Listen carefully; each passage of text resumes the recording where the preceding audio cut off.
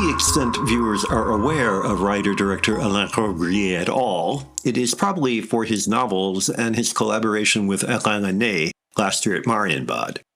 All involve complex, nonlinear narratives that circle back on themselves as much as they move forward in obsessive, sometimes ponderous, formal experimentation.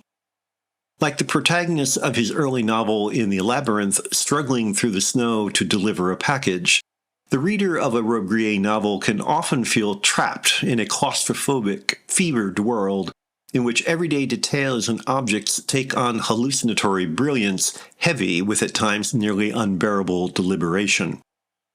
Many would insist the results are pretentious at best.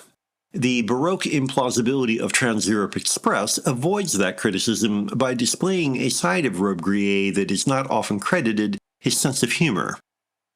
Elias, Jean-Louis Trintignant, is a drug courier delivering a suitcase of cocaine.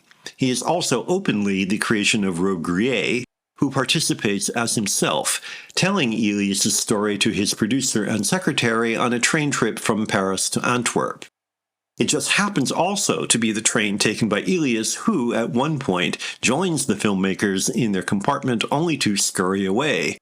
When his secretary asks what he was doing there, Robbe-Grillet replies, "Didn't you see? That was Trintignant." The film maintains that playful spirit throughout, ribbing and simultaneously exploiting the cliches of crime thrillers. Unlike Robbe-Grillet's novels, which can sometimes feel as if they end without ever starting, Express builds to a climax of sorts, perhaps in a concession to the expectations of film storytelling. It nonetheless manages to quote-unquote end several times, tying up each plot thread, mischievously underscoring the arbitrariness of it all. That playfulness may be enough to overcome some people's resistance to the unconventional structure. Robbe-Grillet's rather clinical, almost frigid eroticism is likelier to turn some people away. It would be a shame, because writers of Robbe-Grillet's stature have rarely been given the chance to express their ideas directly in film, to revel in possibilities, open new territories, and broaden expressive horizons.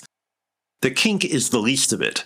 This is filmmaking exuberantly determined to make more of the medium than yet another three-act melodrama.